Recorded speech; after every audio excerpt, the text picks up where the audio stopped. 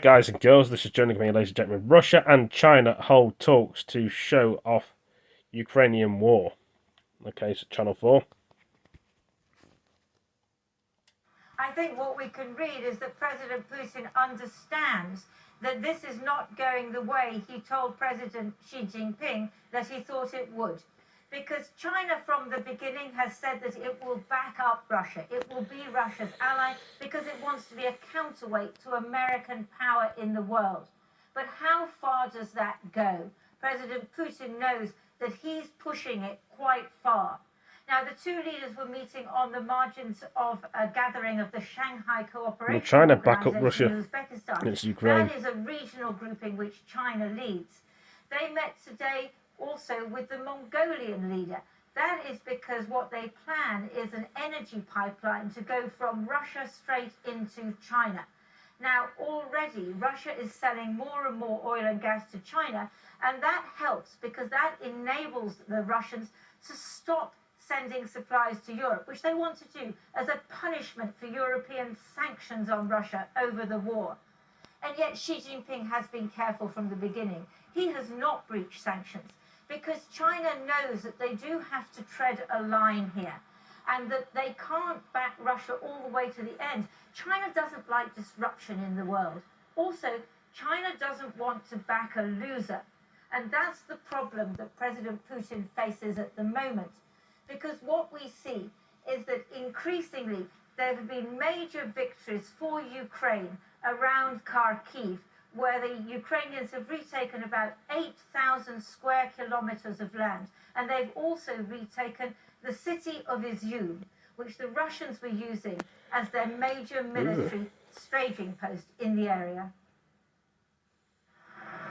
Riding through town on a captured Russian tank, Ukrainian soldiers can scarcely believe the scale of their success. This was no orderly withdrawal. Russian forces appear to have been outnumbered and outgunned in Izium, so they simply fled. Don't think Russian expected pushback from directions and all this stuff. Expected in other directions. That would leave everything gated, equipment and running. Some 70% of Izium's high-rise buildings have been destroyed, and most of the city has no gas, electricity or water. But more worrying is the fate of children, whom the mayor says were taken by the Russians to a summer camp in Russia, supposedly for their own safety. There's expected information yet, getting later. And regions of children very fortunate. Liberations they took 80 children in camps and stuff. Gandalf's camp.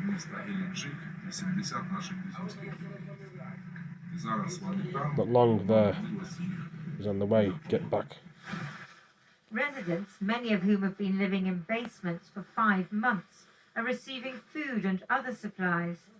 But some people from Izium have fled to Russia, including teachers accused of cooperating with the Russian occupiers.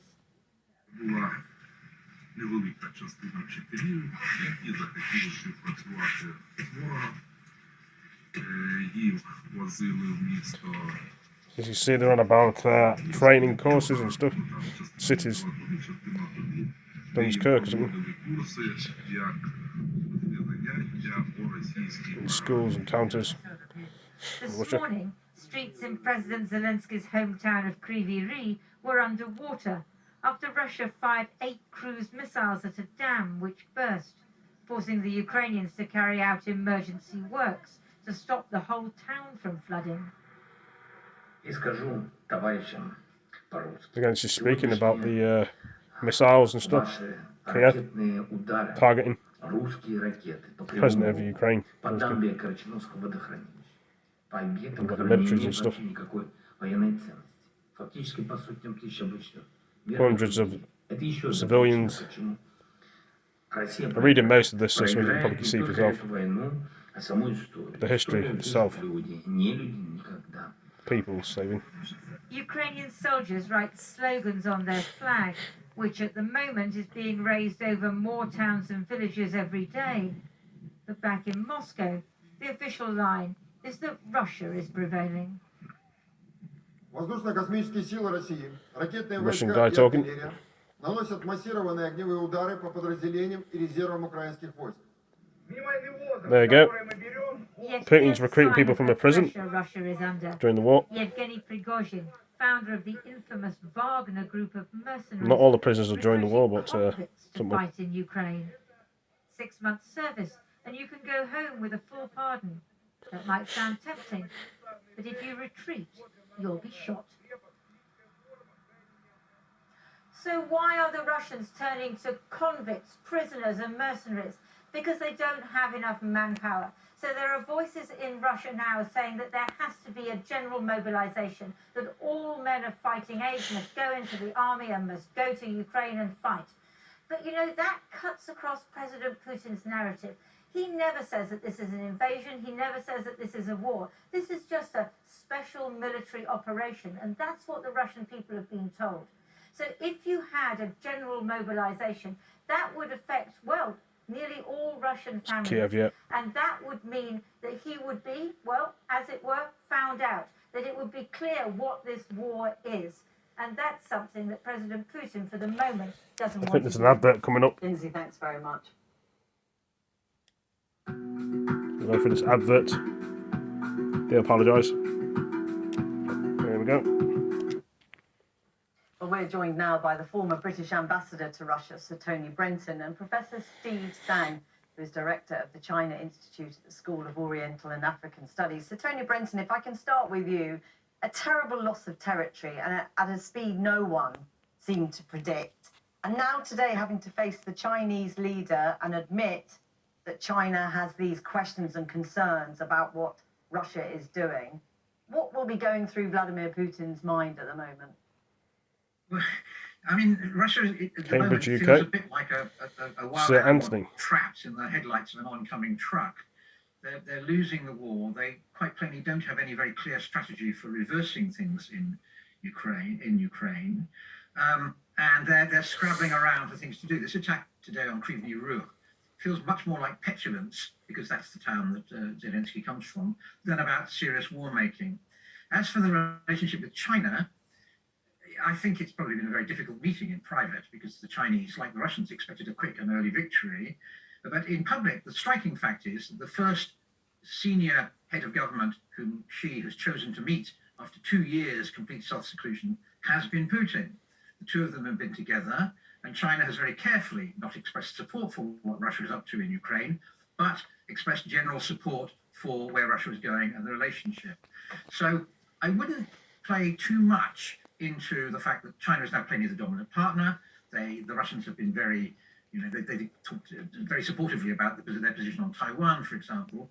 But I wouldn't talk Taiwan too and much China. about an incipient split. Be a war there, will The they? Russians are still, the Chinese are still buying, for example, lots more Russian oil, which is very helpful to the Russians in the current situation. Professor Steve Tsang, what do you make of that? From the perspective of the Chinese, the fact that Putin felt obliged to offer what he called this detailed explanation about the crisis. What will be the Chinese perspective on that? Well, Xi Jinping clearly was disappointed because he was let down by his brother Putin. I think when they met in Beijing before the Olympics, Xi Jinping thought that Putin gave him an assurance that the operation, whatever he had in mind for Ukraine, would be straightforward, efficient, and effective. It turns out to be anything but, and it caused a lot of problems for the Chinese economy as well. So Xi Jinping will want his pound of flesh before he commits to further support for Russia. I don't think he's about to abandon Putin, but he will want it to be known that he wants his extra bit from Russia.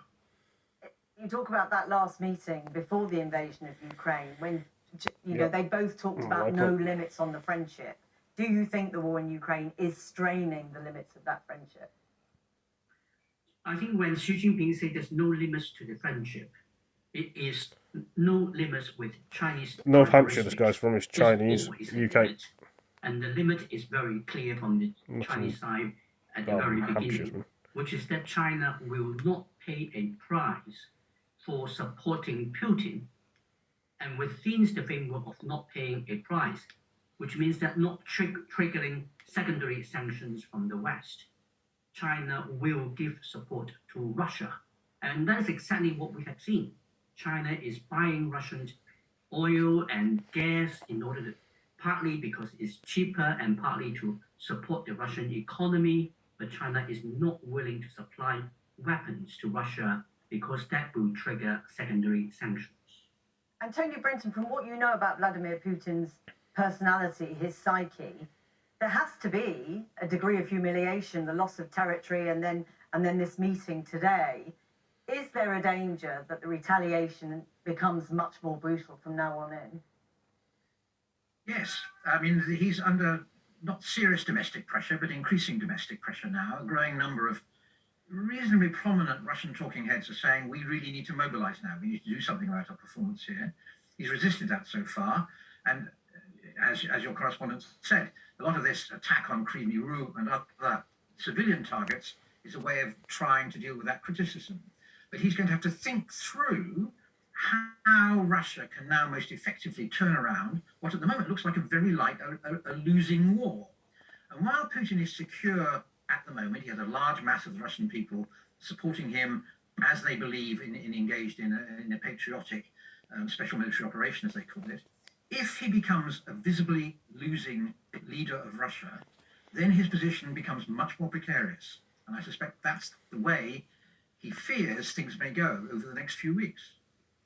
And Professor Sang, as our correspondent said earlier on, China doesn't want to be associated with a loser.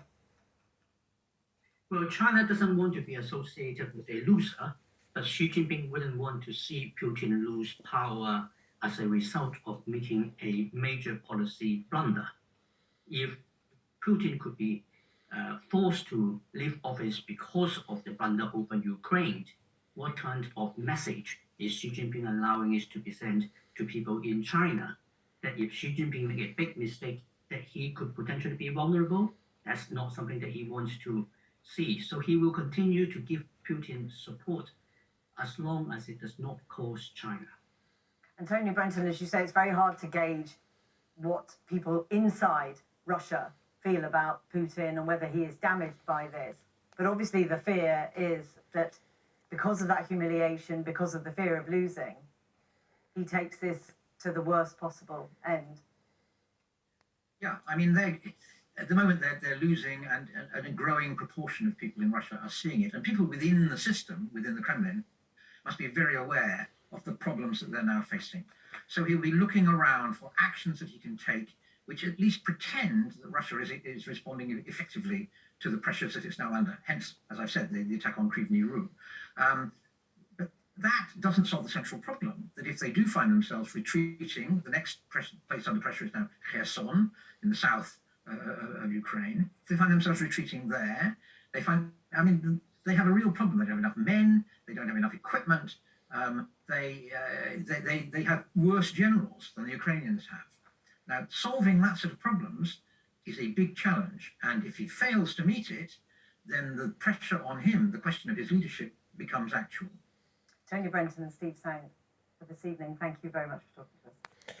Well, there we are, guys and girls, ladies and gentlemen. That was just another shorter video, but anyway, thank you for all joining me, and I'll see you in the next one. Take it easy. Peace.